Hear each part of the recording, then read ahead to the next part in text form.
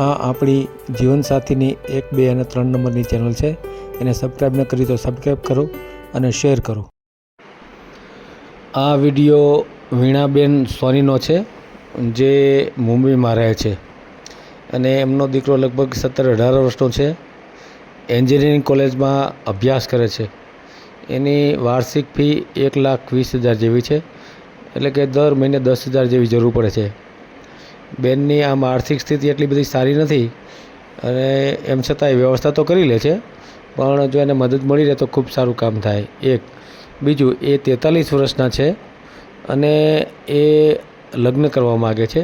અગાઉ પણ આપણે એક વિડીયો મૂક્યો હતો, ત્યારે એણે શરત રાખી હતી કે જો મુંબઈ રહેતા હોય તો જ મારે એની સાથે લગ્ન કરવા છે અને વેલ સેટ હોય, એનું ઘર હોય, બધું જ હોય તો જ આપણે એની સાથે લગ્ન કરવા છે. પણ હવે આ બેને થોડીક બાંધછોડ કરી છે કે ભાઈ ગુજરાતમાં જો કોઈ તૈયાર હોય તો એની સાથે પણ હું લગ્ન કરીશ, પણ શરત એ રહેશે કે 3 વર્ષ સુધી દીકરાનો અભ્યાસ ત્યાં ચાલુ રહેશે, તો મુંબઈ પણ રહેવું પડશે અને ગુજરાતમાં પણ આવતી રહીશ. અને જે લગ્ન કરે એ પણ જો મુંબઈ આવતા રહે તો પણ કાંઈ વાંધો નહીં. બંનેને જે રીતે અનુકૂળ હોય એ રીતે સેટિંગ કરી અને થોડા દિવસ ત્યાં, થોડા દિવસ અહીંયા એવું ગોઠવણ થઈ શકે, એવું એમનું કહેવાનું થયું. એટલે આપણે આ વિડીયો ફરીને આપણે મૂકી રહ્યા છીએ. બહુ સ્પષ્ટ વાત કરેલી છે. વળી એમનું કહેવાનું એમ છે કે કોઈ પણ સમાજના હશે તો એમની સાથે લગ્ન કરવા તૈયાર છે. એ તો રાજસ્થાની સોની સમાજમાંથી આવે છે, પણ એને કોઈ જ્ઞાતિવાદ નથી. એટલે એમણે જે વાત કરી છે એ સાંભળવા જેવી છે. વળી એની સાથે સાથે ઉંમરની પણ બાંધછોડ કરી છે કે કોઈ પણ ઉંમરના હશે તો પણ મને કાંઈ વાંધો નથી. તો આ બધી બાબતો થોડીક સારી બાબત છે.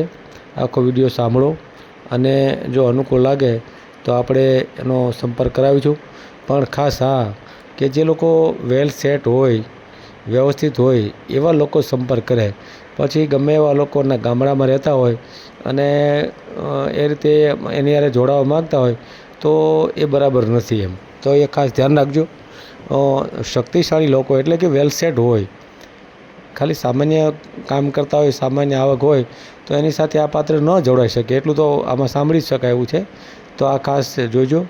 આ વિડીયોને ખૂબ શેર કરો, જેથી કરીને વીણાબેનને એના યોગ્ય જીવનસાથી મળી રહે. એના દીકરા માટે કોઈ સહાય કરવાવાળું મળે તો એ પણ સારી બાબત છે, કેમ કે એને 1,20,000 જેવી ફી શિક્ષણ માટે ભરવી પડે છે. તો એમાં પણ સહાય થઈ શકે. અગાઉ એક ભાઈ, હું નામ ભૂલી ગયો છું એમનું, ગુજરાત સાઈડના હતા, એમણે 5,000ની મદદ કરેલ હતી. તો આવી મદદ પણ થઈ શકે. આપણે યુટ્યુબ ચેનલમાં મૂકવા માટે તો કોઈ ફી લેતા નથી. તો આ રીતે જો કોઈ મદદ કરવા માગતું હોય તો શિક્ષણ માટે મદદ કરી શકાય એમ. તો આખી વાત સાંભળો અને ખૂબ શેર કરો આ વિડીયોને, જેથી કરીને એમને યોગ્ય જીવનસાથી મળી રહે. અને આપણે એકવાર વિડીયો મૂક્યા પછી એ ક્યારેય ડિલીટ મારતા નથી, સિવાય કે એને ઘરેલું પ્રોબ્લેમ થાય, કૌટુંબિક પ્રોબ્લેમ થાય અથવા તો લગ્ન થઈ ગયા હોય તો એ અનાથ આશ્રમ અથવા વૃદ્ધાશ્રમમાં 1,000 રૂપિયા દાન કરી અને એની પાવતીનો ફોટો પાડીને આપણને મોકલે તો આપણે એ વિડીયો ડિલીટ કરીએ છીએ. અન્યથા આપણે આપણી ચેનલમાંથી વિડીયો ડિલીટ કરતા નથી. તો આ દરેકે આની કાળજી રાખવી અને આ બેન માટે યોગ્ય જે શક્તિશાળી હોય, જે સદ્ધર હોય એવા લોકો જ ખાસ સંપર્ક કરે. જ્ઞાતિવાદ નથી, ઉંમરવાદ નથી. આ એમણે એના વિડીયોમાં કીધેલું છે. તો આખો વિડીયો સાંભળો. હલો. હેલો. હા, કેમ છો? બસ મેં કે લાવ આજે ફ્રી બેઠી થી તને મેં કે યાદ તો કરીએ. એ સારું કામ કર્યું લ્યો. તો હા. આમ તો યાદ તો કરીએ, થવું ના થવું બધું નસીબની છે, પણ દોસ્તી તો છે ને આપણી. હા, બિલકુલ બિલકુલ. હા, ખરી વાત, ખરી વાત. તો બીજું બોલો, શું ચાલે? મજામાં? બસ બસ એકદમ હાઈ ક્લાસ, એકદમ હાઈ ક્લાસ. તમારે કેમ હાલે છે? મારું જેમ ચાલે એમ જ ચાલે છે, બીજું કઈ નહીં. કોઈ નવું થયું નથી ને નવું સ્વિચ કઈ છે નહીં. નવીનતા કઈ લાઈફમાં આવતું નથી, એવું છે. એવું છે. હા હા. બીજું બોલો, તમે મારો ઓલો વિડીયો નાખ્યો છે યુટ્યુબમાં? તો ઘણા સમયથી છે ને, આપણે જયારે વાત થઈ ત્યારે જ નાખેલો છે ને. હા મને ઓલા સુરત વાળા મહેશભાઈએ કીધું. મને તો ખબર જ નથી. તો પછી એમને મને રેકોર્ડિંગ મોકલી હતું આખું વિડીયો નો. પણ સાચે ઘણા જણને આમ અહેસાસ થાય એ સારી વાત છે તમે નાખ્યું. કેમ કે અમુક લેડીઝો ને જેન્ટ્સ ને સમજ પડવી જોઈએ. હા બિલકુલ બિલકુલ ખરી વાત. હા બીજું બોલો. ના બીજું બોલો. બસ શાંતિ છે. કેમ હવે આગળ કઈ વધુ છે કે પછી એમનામ જ? એક મિનિટ. હા શું કહો છો? આગળ કઈ વધુ છે કે એમ જ રહેવું છે? ના ભાઈ વધવું છે. મારા લાયક કોઈ મળતું નથી ને. હવે ત્યાં એમાં શું છે કે અમુક તમે ક્રાઇટેરિયા નક્કી કરો હવે એ મુજબ ન મળે. મતલબ મુંબઈ કોઈ રહેતું હોય તો એવું ન હોય. બરાબર? તો અહીંયા ગુજરાતમાં આવવું પડે ક્યાંક એવું કરવું પડે. થોડીક ટૂંકમાં બાંધછોડ કરવી પડે ટૂંકમાં. ના મારે ગુજરાતમાં રહેવું પડે એવું ના નથી. છોકરા મૂકીને 2-3 આવ જાવ કરવું પડે પછી એમ. એ છે પછી જ્ઞાતિ બાદ હોય તો એવું પણ મળી જાય એવું છે?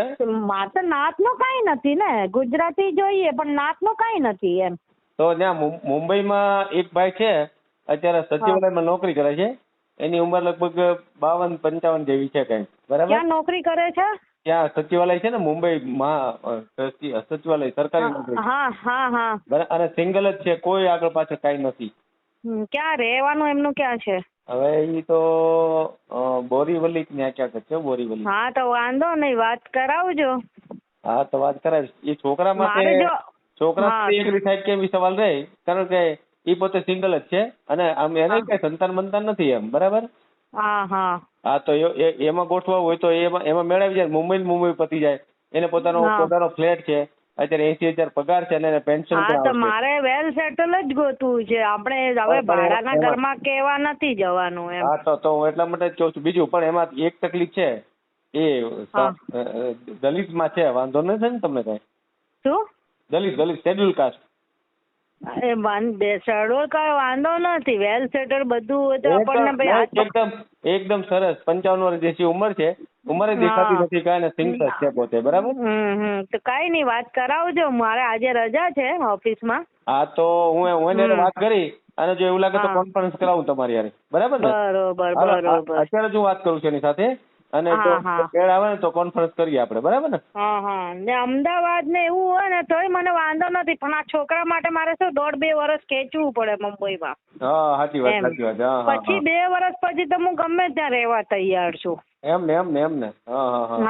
એ તો હું સામે એ જ કહું છું. પછી તો હું 2 વર્ષ પછી તો હમણાં 2 વર્ષ થોડું સંભાળવું પડે સામે વાળા સાથે.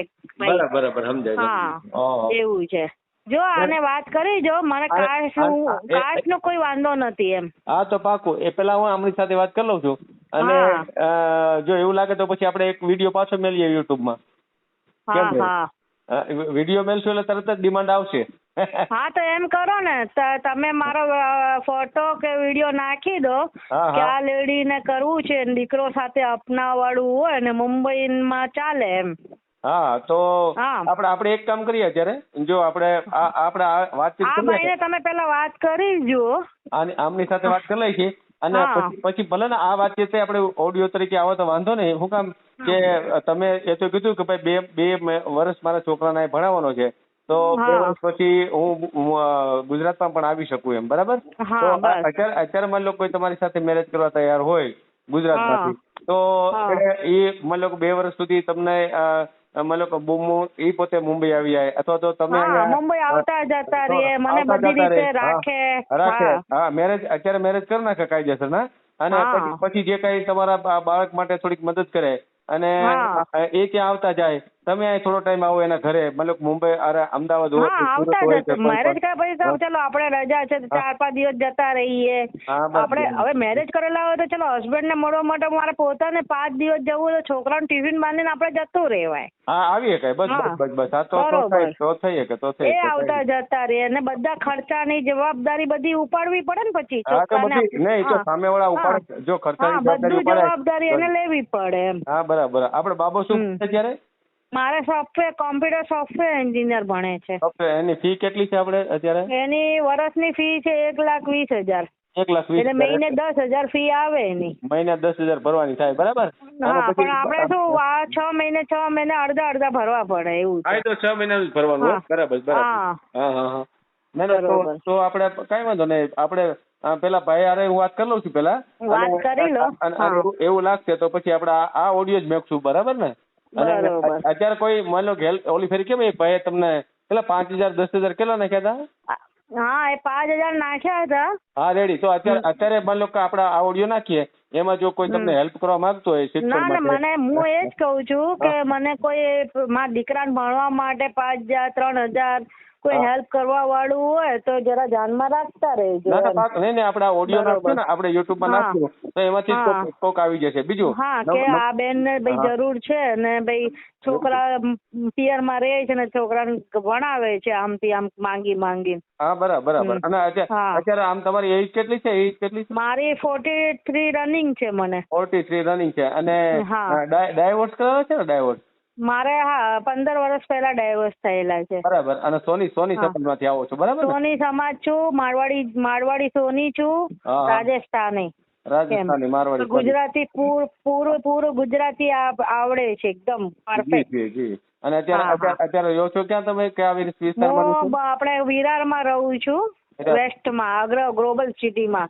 બરાબર. અને ભાઈ ભાભી સાથે રહું છું. મકાન બધું ભાડાનું છે, પણ હવે આ તો પૈસાના હિસાબે થયું નથી. મમ્મી પપ્પા બહુ વર્ષો થઈ ગયા, નાનપણથી એક્સપાયર થયેલા છે. બરાબર. પણ હવે શું મારી ઉંમર પ્રમાણે વેલ સેટલ જોઈએ ને એમ. સદ્ધર માણસ હવે લગ્ન કર્યા પછી પાછું પિયર ના અવાય. હા, બરાબર. હવે શું પિયર ના આવે, હવે લગ્ન થાય પછી પિયર ના અવાય. ના, બિલકુલ. અને આપણે એક તો જો જ્ઞાતિનો કોઈ બાદ નથી, બરાબર ને? ના, મારા જ્ઞાતિનો કોઈ બાદ નથી. વેલ સેટલ બધી રીતે જોઈએ. ઉંમર થોડીક વધારે હોય તો કઈ ફેર નથી. ઉંમરનો મને કાંઈ નથી. 60 65 ની કાંઈ વાંધો નથી. હા, તો રેડી. હાલો આપણે આ ઓડિયો પણ નાખશું. અને હું પેલા ભાઈને પૂછી લઉં છું, જો એ એગ્રી થઈ જાય તો પછી નહીં નાખીએ, નહીં તો આ ઓડિયો નાખી દઈશું, બરાબર ને? હા. ભલે, પાકું, કઈ વાંધો નહીં. ઓકે. હા. વિડીયો પૂરો જોયો હોય તો આ ચેનલને સબસ્ક્રાઈબ કરો, ઓલ સિલેક્ટ કરો, જેથી કરીને તમને બીજા વિડીયો મળતા રહે, અને શેર કરો.